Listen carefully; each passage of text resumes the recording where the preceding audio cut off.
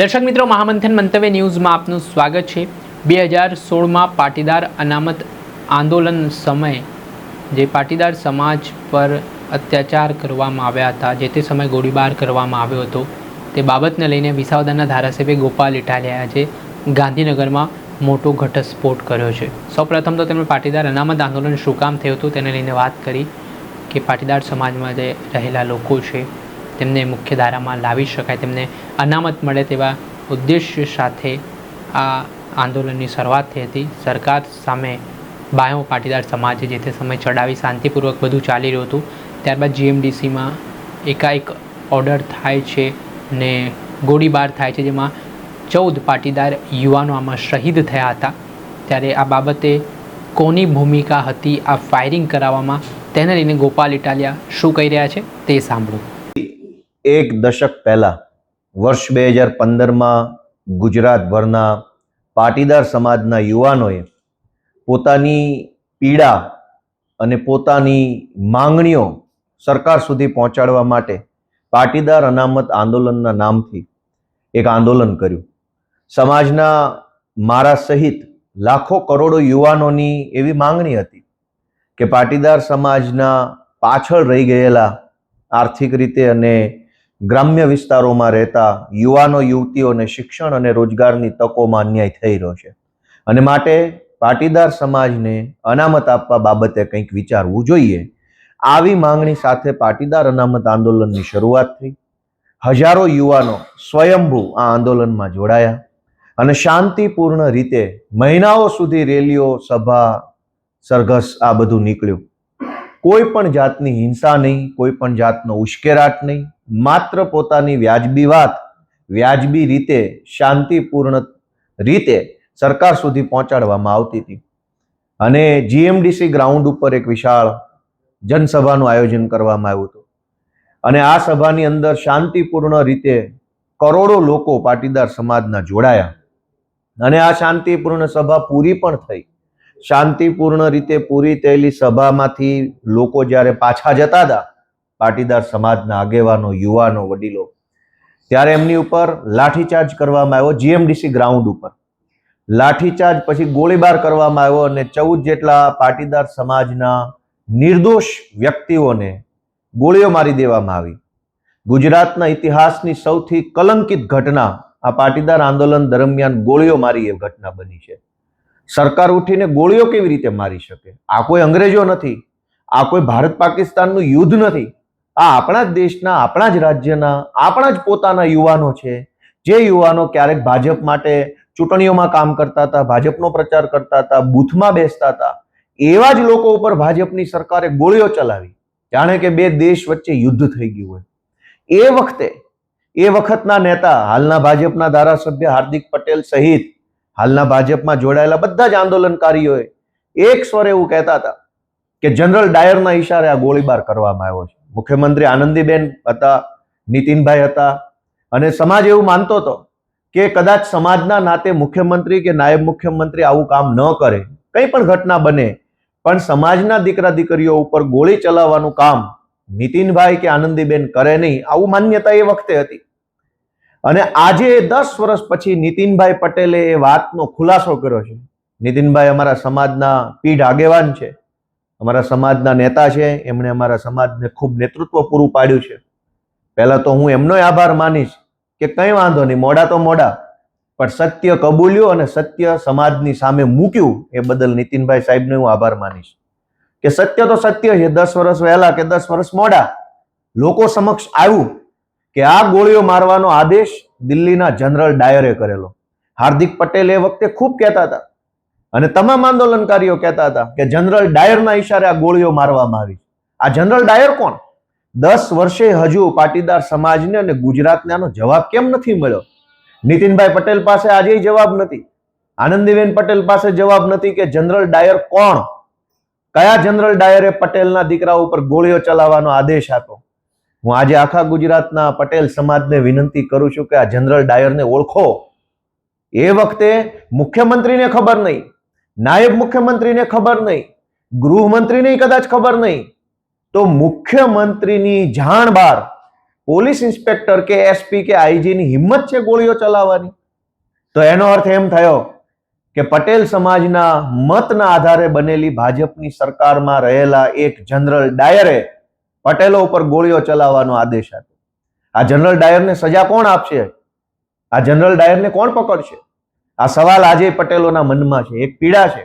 મારા જેવા અનેક યુવાનો આજે જે ભાજપ સામે લડે છે એના મનમાં એક ઊંડી આઘાતની લાગણી છે. અમને હજુ દુઃખ થાય છે કે ક્યારે ન્યાય મળશે, ક્યારે જનરલ ડાયરને અમે તે સજા કરાવીશું.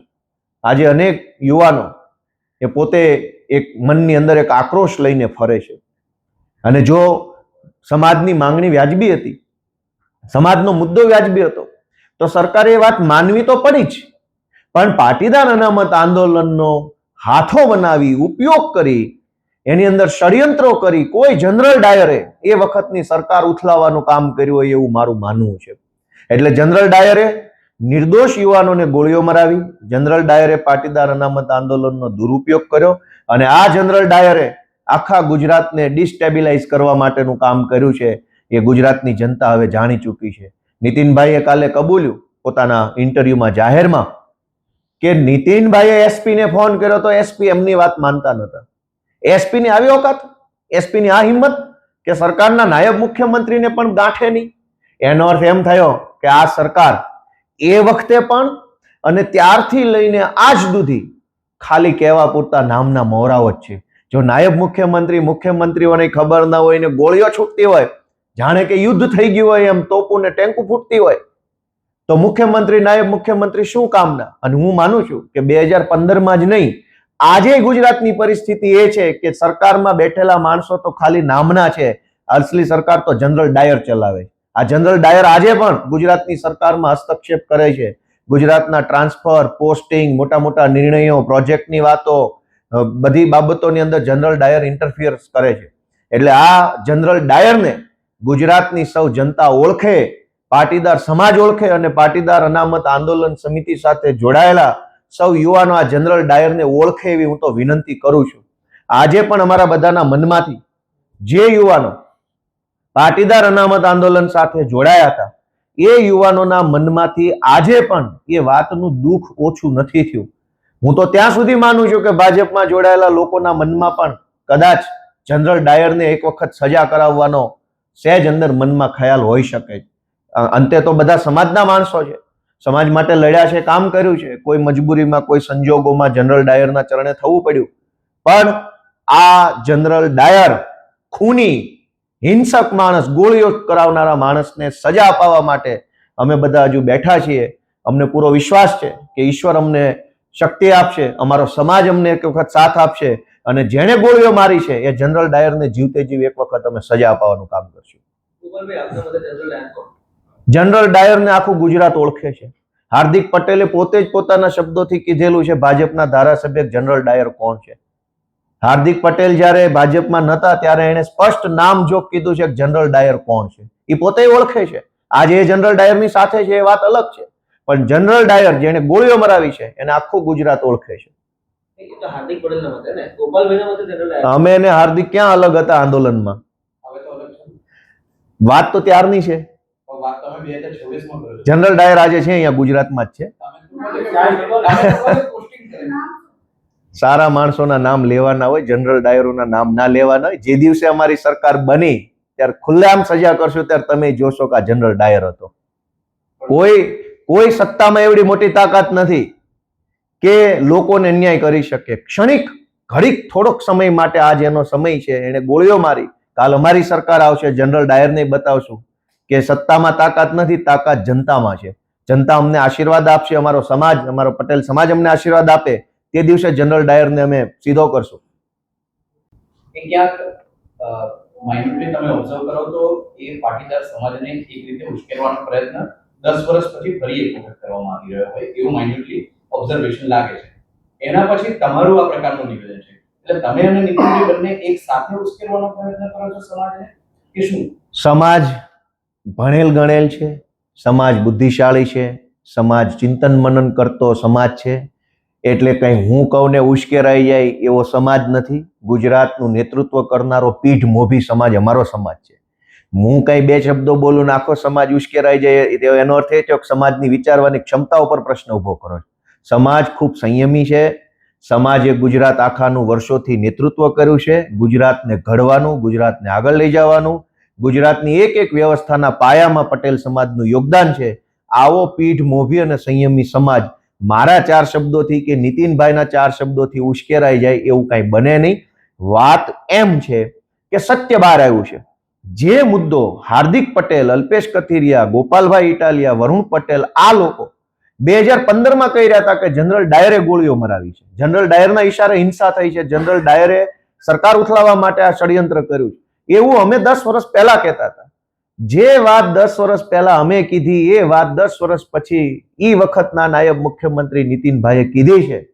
તો હું એમ માનું છું કે આ સત્ય બહાર લાવવાની બાબત બની છે અને સમાજની નજર સામે હવે બધી ઘટના આવી ચૂકી છે. શું આજે પણ હાર્દિક પટેલ અને ગોપાલ ઇટાલિયા એક છે?